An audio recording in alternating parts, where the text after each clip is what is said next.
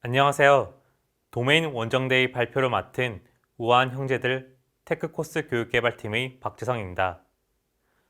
오늘은 저희 교육 플랫폼을 예로 들어 도메인 지식을 탐구하고 문제 영역과 해결 영역을 좁히고 분산하여 복잡한 비즈니스 문제를 해결하는 방법을 소개하고자 합니다. 저희 테크코스 교육개발팀은 소프트웨어 생태계의 선한 영향력을 이라는 비전 아래 미래 개발자 양성을 위한 우아한 테크 코스의 교육 및 운영을 담당하고 있으며 우아한 테크 코스, 우아한 테크 캠프 프로, 넥스 스텝에서 사용되는 교육 플랫폼을 열심히 개발하고 있습니다. 현재 소프트웨어 장인을 함께 양성할 동료 개발자를 모집하고 있으니 많은 관심 부탁드립니다.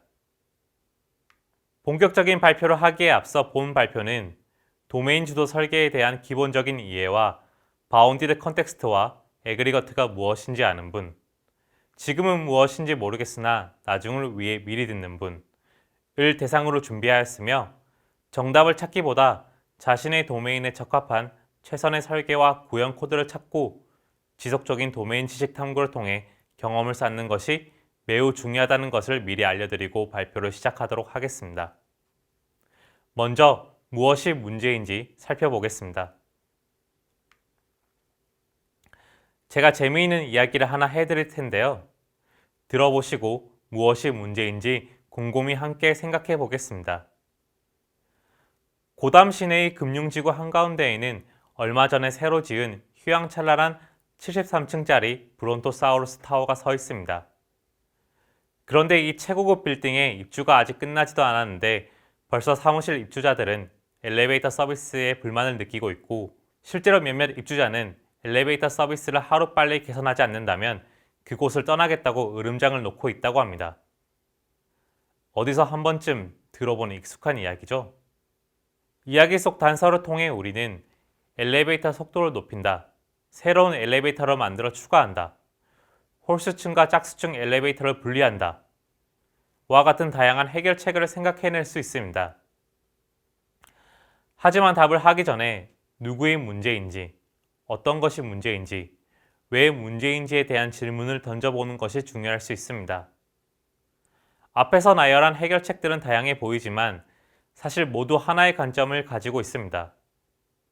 바로 엘리베이터 사용자들이 문제를 가진 사람들이라는 것입니다. 만약 건물주 입장에서 이야기하면 어떨까요? 아마도 이전 해결책과는 다소 다른 다양한 해결책이 있을 수 있습니다. 차라리 건물에 불을 지르고 태워 보험금을 받는 것이 더 적절할 수 있습니다. 결국 어떤 문제를 해결하고 싶은지 정확히 파악해야 어떤 해결책이 좋을지 생각할 수 있습니다. 실제로 있을 법한 요구사항의 문제도 분석해 보겠습니다. 물류센터 관리자는 재고가 없을 때 품목을 주문할 수 있도록 재고 보고서를 인쇄할 수 있어야 한다고 합니다.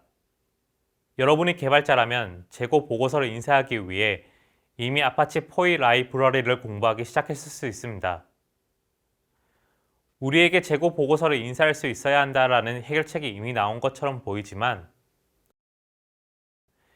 누구의 문제인지, 어떤 것이 문제인지, 왜 문제인지에 대한 질문을 던져보면 사실 물류센터 관리자는 재고가 떨어지기 전에 품목을 주문할 수 있도록 보다 효율적인 출고 프로세스가 필요했었고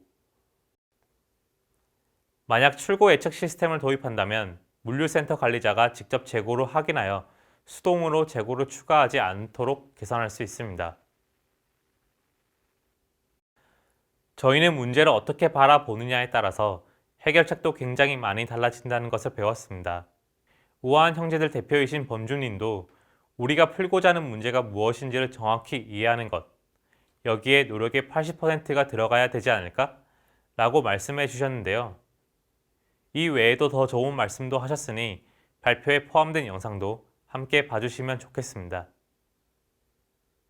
지금 보고 계신 우아콘을 비롯한 다양한 컨퍼런스와 세미나를 보다 보면 도메인, 그리고 도메인 모델이라는 단어를 굉장히 많이 접하게 됩니다.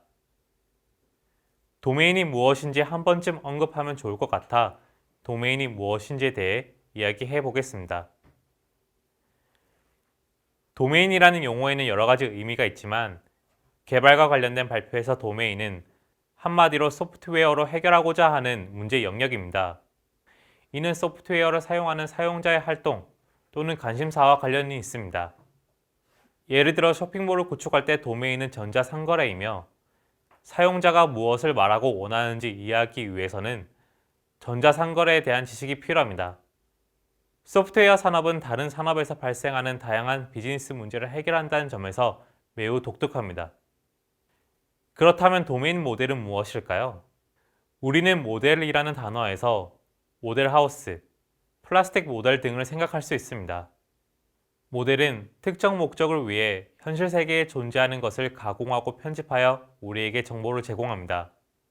개발자들에게는 다소 실망스럽게 들릴 수 있지만 모델은 특정 다이어그램이 아니라 다이어그램이 전달하려는 아이디어와 목적입니다. 항공권 예약 시스템에서는 항공기, 승객 등 물리적으로 존재하는 것들을 모델링할 수 있으며 회계 시스템에서는 현금, 금융 등 물리적으로 존재하지 않는 것들을 모델링할 수 있습니다. 도메인 모델을 사용하면 여러 이해관계자가 동일한 모습으로 도메인을 이해하고 도메인 지식을 공유하는 데 도움이 되겠죠. 저희가 개발하는 교육 플랫폼에는 어떤 도메인이 있을까요? 회원, 평가, 결제 등 다양한 도메인이 존재하지만 그 중에서도 강의 도메인에서 가장 많은 비즈니스 문제를 해결하고 있습니다. 강의 콘텐츠 관리부터 수강 신청을 받거나 수강생과 수강 대기자, 리뷰어를 관리하고 미션과 상품의 단위가 되기도 합니다. 많은 문제를 해결하기 때문에 많은 혼란을 일으키기도 합니다.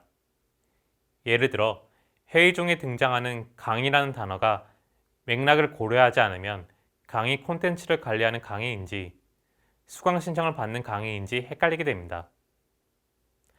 도메인 지식 탐구가 필요하겠네요. 이벤트 스토밍은 이탈리아 프로그래머 알베르토 브란돌리니가 제안한 복잡한 비즈니스 도메인을 빠르게 탐색하고 학습할 수 있는 워크숍입니다. 클래스와 데이터베이스가 아닌 이벤트와 비즈니스 프로세스에 중점을 두며 코드를 없애 개발자뿐만 아니라 도메인 전문가와 함께 도메인 지식을 학습할 수 있게 하는데요. 이벤트 스토밍에 대해 더 자세한 내용은 발표에 포함된 영상을 함께 봐주시면 좋겠습니다. 앞에서 강의라는 개념이 매우 혼란스럽다고 설명했습니다. 그렇기 때문에 이제는 강의와 관련된 여러 가지 문제를 해결하기 위해서 풀어야 할 영역을 좁히는 것이 중요합니다. 이를 도메인 주도 설계에서는 바운디드 컨텍스트라고 합니다. 바운디드 컨텍스트라는 단어가 어렵다면 해결 영역으로 생각하면 좋을 것 같습니다. 바운디드 컨텍스트는 예를 들어 FAQ와 같습니다. 계정 관련 질문은 계정 메뉴를, 결제 및 환불 관련 문제를 해결하기 위해서 결제 및 환불 메뉴를 선택하여 해결하려는 문제의 범위를 정의하는 것과 유사합니다. 제가 바운디드 컨텍스트를 설명하기 위해 주로 사용하는 예를 하나 더 들어보겠습니다.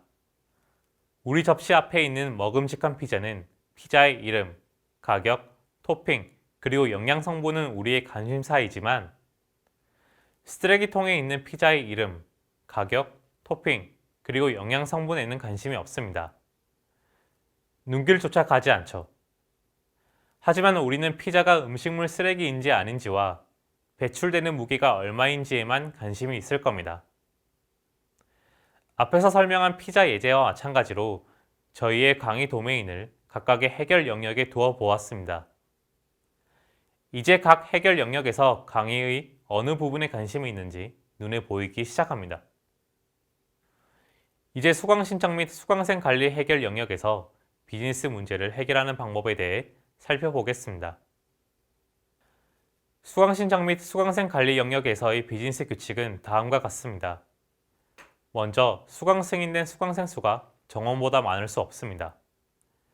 모집 상태가 모집 중이 아니라면 수강 신청 또는 수강 대기 신청할 수 없으며 수강 승인된 수강생 수가 정원보다 많을 수 없습니다.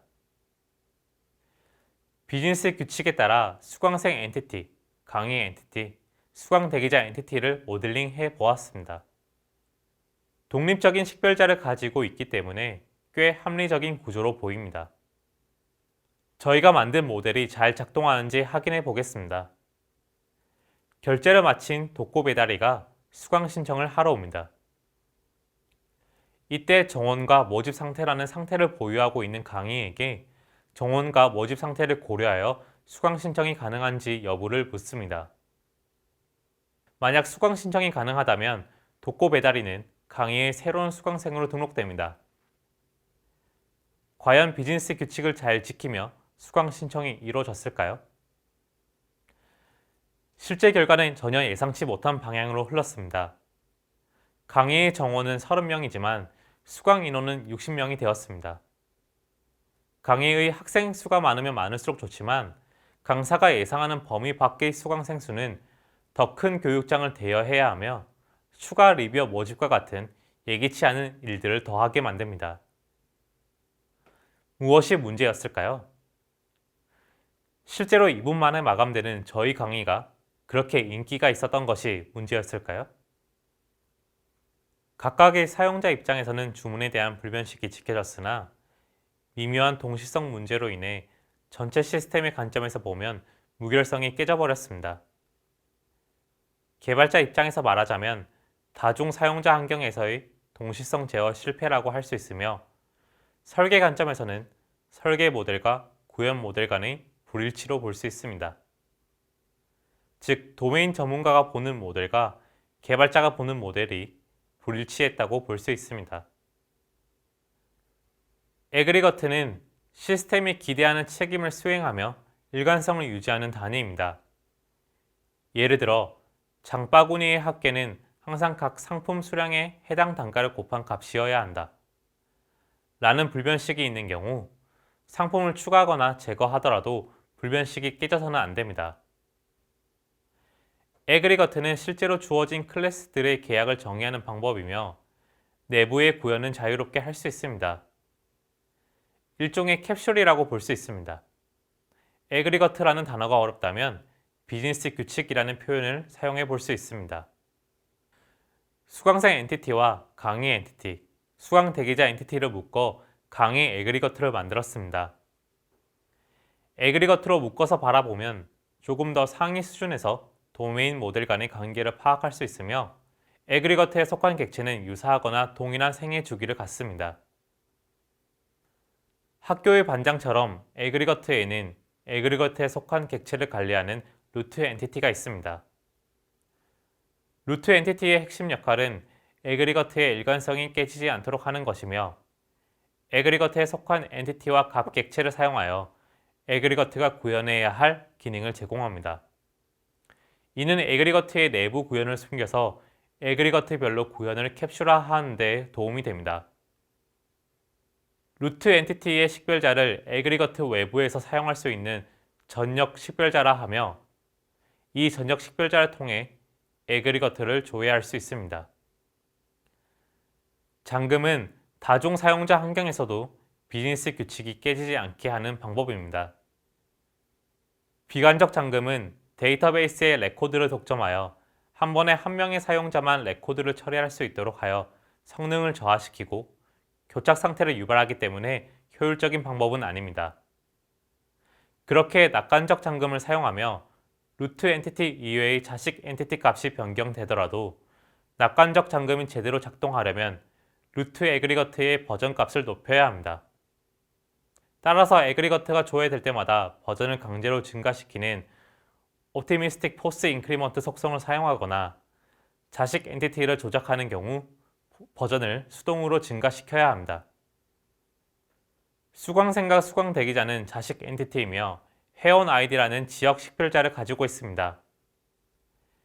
회원 아이디를 전역 식별자라고 생각할 수 있으나 회원 에그리거트에서는 전역 식별자가 될 수 있지만 한 명의 회원이 여러 개의 강의를 수강할 수 있기 때문에 회원 아이디만 가지고 어떤 수강생인지를 식별할 수 없습니다. 따라서 회원 아이디로 수강생을 식별하기 위해서는 특정 강의 안에서만 식별할 수 있으며 이것을 지역 식별자라고 부릅니다. 다시 한번 저희가 만든 모델이 잘 작동하는지 확인해 보겠습니다. 이번에는 메이가 수강 신청하러 접근합니다.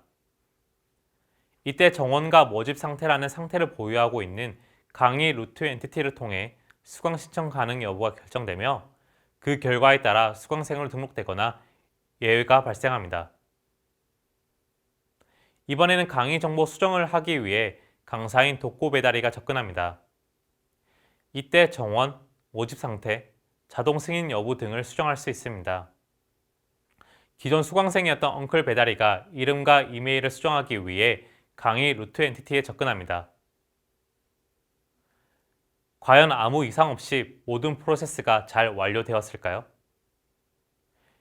이번에는 트랜잭션 오류를 만나게 됩니다. 정확히는 옵티미스틱 락 입세션이 발생하게 됩니다. 오류의 이유는 바로 버전에 있습니다. 동시에 접근하는 경우 문제가 발생하며 처음 조회했던 버전과 누군가에 의해 증가된 데이터베이스에 들어있는 버전이 달라 발생한 문제입니다. 강의는 높은 빈도의 경쟁이 발생하며 강사인 독고 배달과 기존 수강생인 엉클 배달과 달리 새로운 고객인 메이가 이러한 오류로 떠나가 버린다면 큰 손해로 이어지게 됩니다. 이쯤에서 다시 저희의 도메인 지식을 점검해 보겠습니다. 한 강의당 한 명의 강사가 있는 구조라서 다행히 여러 강사가 동시에 강의 정보를 수정하는 경우는 없으며 수강생들은 강의가 열린과 동시에 수강 신청을 하는데 이때 강사가 강의 정보를 수정하는 경우도 없다고 합니다. 그렇다면 수강생 정보 수정으로 인해 수강 신청을 막는 경우를 방지하고 개발자 입장에서도 수강생 정보 변경을 위해 모든 수강생을 조회하던 구조를 개선해야 될 것입니다. 그렇게 수강생을 별도의 에그리거트로 분리하자라는 결론을 내었고 기존의 불변식은 어떻게 보장하는 것이 좋을까가 새로운 고민으로 등장합니다. 먼저 수강생 엔티티를 별도의 에그리거트로 분리하여 루트 엔티티를 만들겠습니다. 수강생을 외부에서 생성할 수도 있지만 정원이라는 비즈니스 규칙을 지키고 강의를 통해 수강생이 생성되도록 만듦으로써 수강생은 강의와 관계가 있다는 것을 알려줄 수 있습니다. 생성된 수강생을 따로 저장해야 한다는 것을 알리기 싫으면 도메인 서비스를 사용해 감출 수도 있습니다. 그렇다면 동시성 제어는 어떻게 해야 할까요?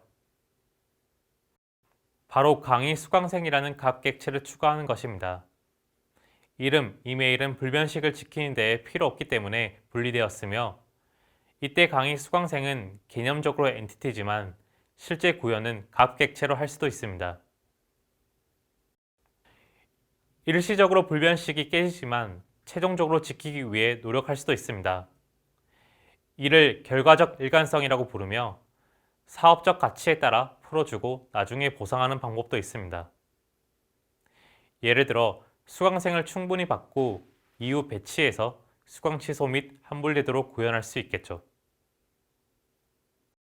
에그리거트를 잘게 쪼개서 잘 설계하는 것은 곧 동시성의 극대화를 가져오고 에그리거트를 너무 크게 설계하거나 잘못 설계하면 이는 곧 성능상의 문제를 가져오게 됩니다. 즉 애초에 설계 단계에서 소프트웨어 성능을 같이 고려하게 됩니다. 에그리거트마다 서로 다른 데이터베이스를 사용할 수 있으며 각 에그리거트마다 각자 다른 최적의 데이터베이스를 선택하여 사용할 수 있습니다. 극단적으로 한 개의 에그리거트를 한 개의 마이크로 서비스에 매핑할 수도 있습니다. 경우에 따라 낙관적 잠금을 사용할 수도 있고 중요하지 않는 명령들에 대해서는 그냥 잠금을 사용하지 않는 식으로도 구현할 수 있기 때문에 필요에 따라 동시성을 좀 더 끌어올릴 수도 있습니다. 우리에게 주어진 비즈니스 문제를 해결하기 위해 누구의 문제인지, 어떤 것이 문제인지, 왜 문제인지에 대한 질문을 던져보는 것이 중요합니다. 계층형 아키텍처의 계층을 나누는 것만큼 해결 영역을 나누는 것도 중요합니다. 데이터베이스의 동시성 제어보다 에그리거트를 사용한 애플리케이션의 동시성 제어가 더 한눈에 들어오며 도메인 전문가와 함께 모델을 검증하는 것이 코드를 작성하고 테스트하는 것보다 훨씬 빠를 수 있습니다. 수강생 등록 정책이 변경되었다고 하네요. 지금까지 들어주셔서 감사합니다. 저는 그럼 개발하러 가보겠습니다. 발표를 마치겠습니다. 감사합니다.